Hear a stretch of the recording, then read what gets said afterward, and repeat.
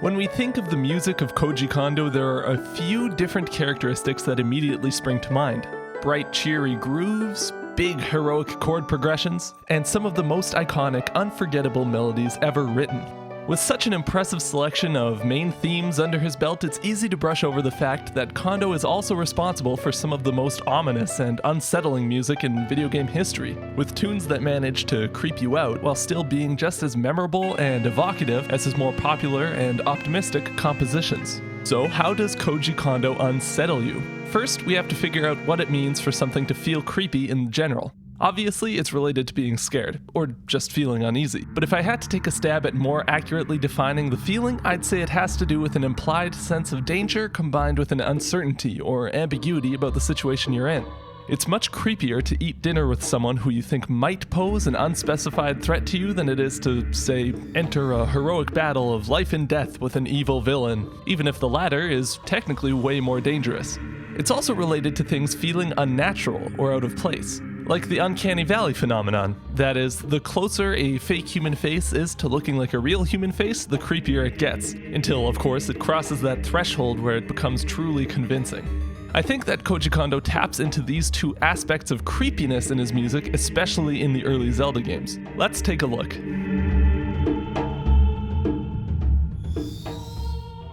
One of the easiest ways to latch on to a piece of music is through rhythm. Rhythm and dancing are an innate part of being a human, and so a consistent beat can make us feel good and put us at ease. Going even further with this idea, we also find comfort in the consistency of the larger musical form of a piece.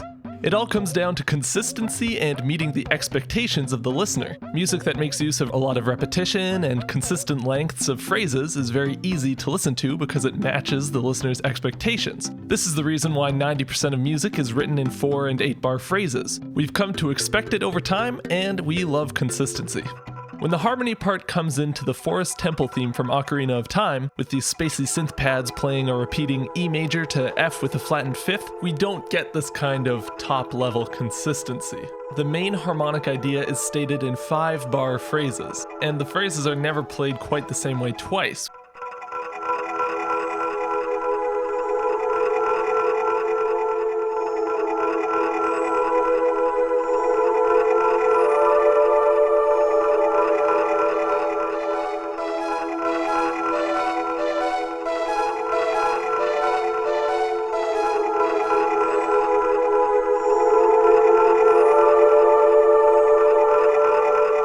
Kondo deliberately avoids any exact repetitions of this phrase to keep the listener from being able to reliably expect what's coming next. This ambiguity is unsettling on an almost unconscious level.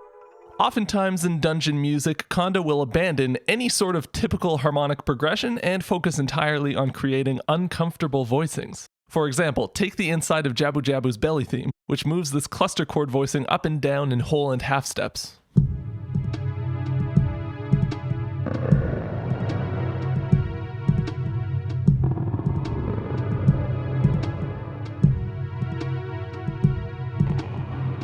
Using cluster chord voicings is another great way to create unease, as they usually don't imply any sort of definite harmony on their own, which keeps the listener on their toes. These types of voicings also allow Kondo to focus on using only dissonant intervals like seconds and tritones. Not only are these chords pretty ambiguous in quality, they also don't fit into any one clear scale or key. This keeps us as listeners from being able to rest anywhere. There are no points of resolution ever, so we're always just feeling that vague dissonance that keeps us on edge. Another place we see cluster chords is all over Majora's Mask's Snowhead Temple theme. Besides the sound of the howling wind and some creepy industrial noises, this tune is almost entirely made up of this staccato major second interval fading away underneath these rhythmic cluster chord stabs, once again featuring Kondo's favorite tritone filled in with a whole step.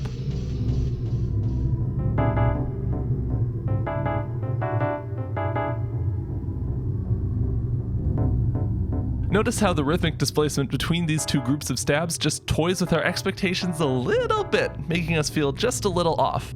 So, we have a couple musical techniques for creating harmonic and rhythmic ambiguity to keep our listeners on edge, unable to anticipate exactly what's coming next. Now let's move on to something a little more unnatural. Kondo loves to use the interval of a perfect fourth in his creepier music. The perfect fourth is a weird interval for sure. It doesn't sound harsh or dissonant like a minor second or a major seventh does, but it doesn't sound nice on its own like a third or a sixth. By itself, it feels almost a little alien, very stark and neutral in a way. This could have something to do with the fact that the perfect fourth doesn't appear anywhere in the harmonic series, which means that it isn't found anywhere in nature. I don't know if Koji Kondo knew this when he chose to make this interval the basis for the Priest of the Dark Order theme in A Link to the Past, but this choice works perfectly. These perfect fourths over the C bass pedal just sound so ominous.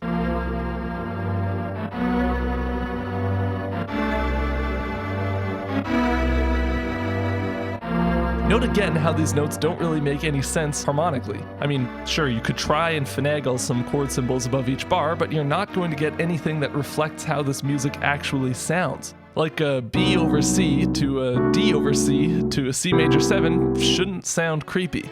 But the use of fourths jumping up this inconsistent and therefore unpredictable pattern over top of this low bass pedal perfectly captures this creepy feeling of some demonic, unknown evil force.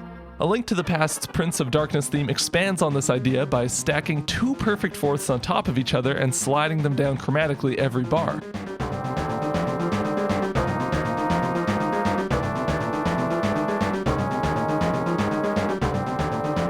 We also see fourths used all over Ocarina of Time's dungeon themes, usually used to voice chords that already sound pretty dissonant on their own.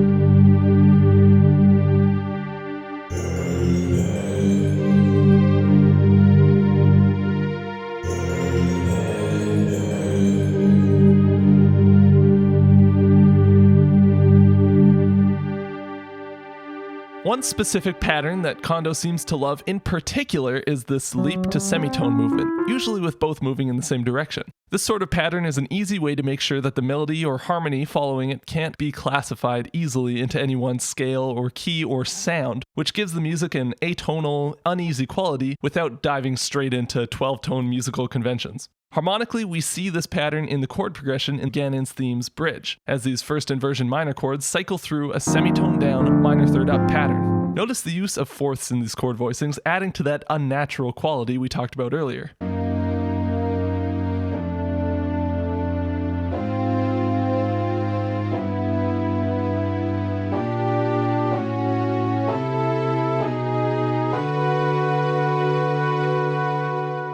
We see this type of figure all over A Link to the Past soundtrack, like in the reverb-laden intro to the Lost Ancient Ruins theme, which plays in each of the Light World dungeons. Note the use of the tritone interval in the beginning to maximize dissonance, and the way that this run leading up to the atonal cluster chord follows a pattern of leaping up in fourths, adding to that creepy Kondo quality.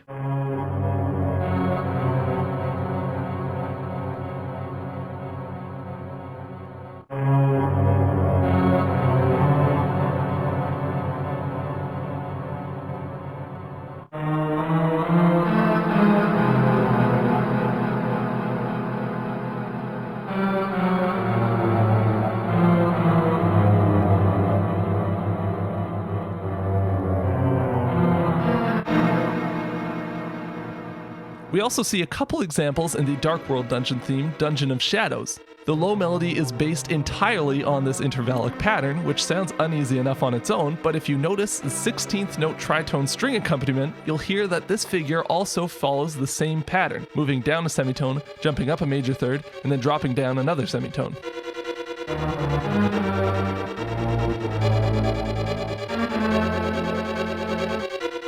This barrage of dissonance sets the scene perfectly for a dank, shadowy dungeon, with monsters lurking around every corner.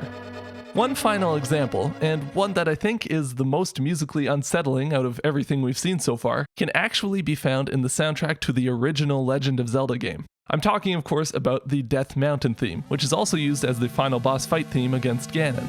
I love it because it rides right up to the line of incomprehensibility. The phrasing of the melody is lopsided and uneven, the notes defy any sort of organization into a key or scale, and trying to label each bar with chord symbols is an absolute nightmare. But there is enough internal logic to the piece that we can latch onto that the piece doesn't dissolve into white noise. This could be aided by the NES hardware, which ensured that there are very few things ever happening at once. We have a melody based off of the semitone leap pattern, which seems to be emphasizing an A minor tonality. At least that is until the very end, where we get this fragment that descends chromatically leading into the next phrase. Note the 7-bar phrase length. This melody is then harmonized a tritone below, completely eliminating any hope of establishing that A minor tonality. This is then underscored with a driving bass line that starts on C and just descends chromatically every 2 bars. Afterwards, the whole phrase is transposed up a tritone and repeated, and this makes up the entire tune.